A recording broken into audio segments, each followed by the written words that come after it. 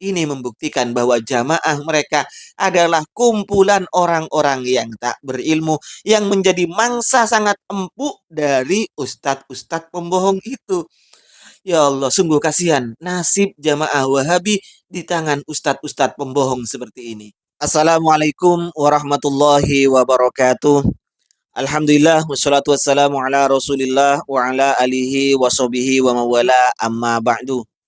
Kaum muslimin dimanapun berada, semoga Allah subhanahu wa ta'ala senantiasa memberikan rahmatnya, taufiknya, hidayahnya, maghfirahnya, memberikan kelancaran rezeki dan kesehatan kepada kita semua, menjadikan kita orang-orang yang beruntung di dunia ini, lebih-lebih kelak di akhirat nanti. Amin Allahumma amin.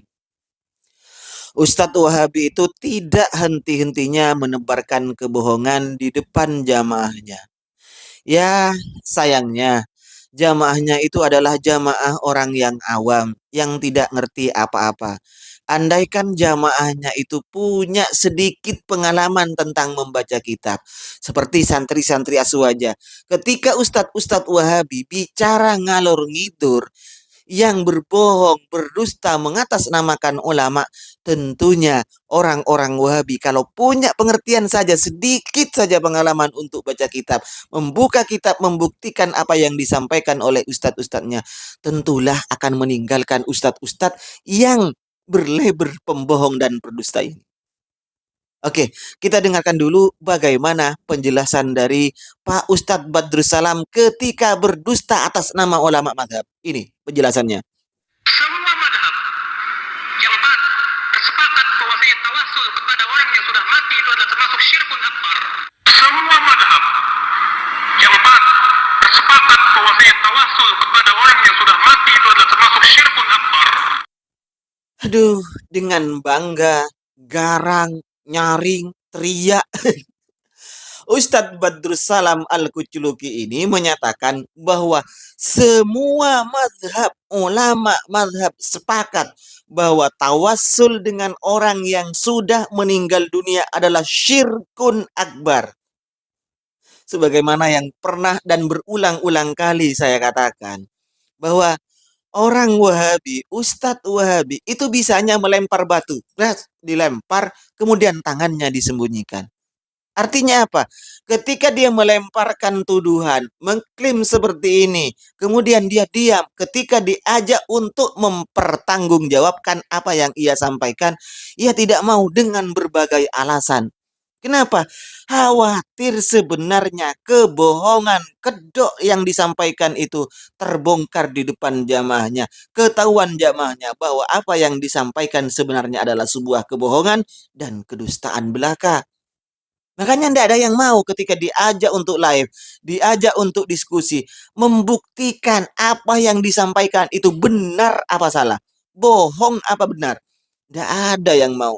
Kenapa? Ya khawatir jamaahnya lari. Kalau tahu bahwa ustadznya ternyata adalah pembohong, ustadznya adalah pendusta. Bangga sekali menyatakan bahwa tidak ada semua ulama, bahkan ulama mazhab dari Ahmad, dari yang paling tua dulu, Imam Hanafi, Imam Maliki, Imam Syafi'i, Imam Ahmad bin Hambal, semuanya sepakat tawassul terhadap orang yang meninggal dunia adalah syirkun akbar. Pret. Padahal ya, tidak usah buka kitab-kitab ulama di luar mereka. Kita buka kitab ulama mereka sendiri. Kitabnya Syekh Muhammad bin Abdul Wahab dan kitabnya Ibnu Taimiyah. Dua ulama rujukan mereka sendiri menyatakan bahwa tawassul ini adalah ranah khilafiyah. Imam Ahmad menyatakan boleh bertawassul terhadap orang yang meninggal dunia. Dan sebagaimana yang dijelaskan oleh Syekh Muhammad bin Abdul Wahab, karena ranah tawassul ini ikhtilafiyah, khilafiyah, ranahnya fikih, masalah ijtihadiyah, maka tidak boleh orang yang bertawassul dikatakan syirik. Yang dikatakan syirik adalah orang yang meminta terhadap selain Allah Subhanahu wa taala sama pengagungannya dengan mengagungkan Allah Subhanahu wa taala. Dan kami ini diam, bukan urusan kami. Jika ada orang datang ke kuburan Syekh Abdul Qadir Jalani, datang ke kuburan yang dikenal ataupun tidak dikenal, kemudian berdoa, ya Allah, Allahumma inni atawassalu bijahi atau bi titik titik bi titik titik. Ya Allah, saya berdoa kepadamu dengan bertawassul terhadap ini.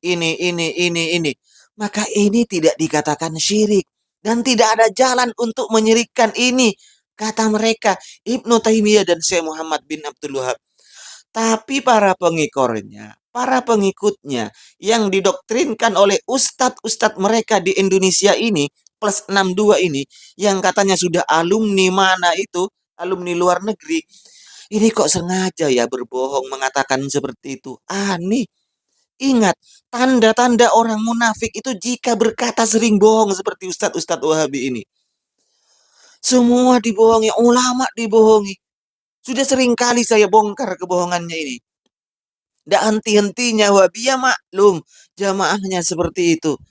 Jamaahnya adalah orang awam yang tidak bisa meneliti, yang tidak bisa menelaah, yang tidak bisa membuktikan dan membongkar apa yang disampaikan oleh ustadz-ustadznya, apakah itu sebuah kebenaran atau tidak. Kalau memang jamaahnya itu orang yang pinter, tentunya ketika ada YouTuber Aswaja membongkar kebohongan mereka, mereka akan mencari kitabnya yang dibaca oleh YouTuber Aswaja. Benar apa tidak ini? Imam Syafi'i katanya melarang orang baca Quran di kuburan sebagaimana yang disampaikan oleh siapa itu? Abu Haidar Asundawi. Dibongkar kebohongannya oleh YouTuber Aswaja. Malah membela membabi buta.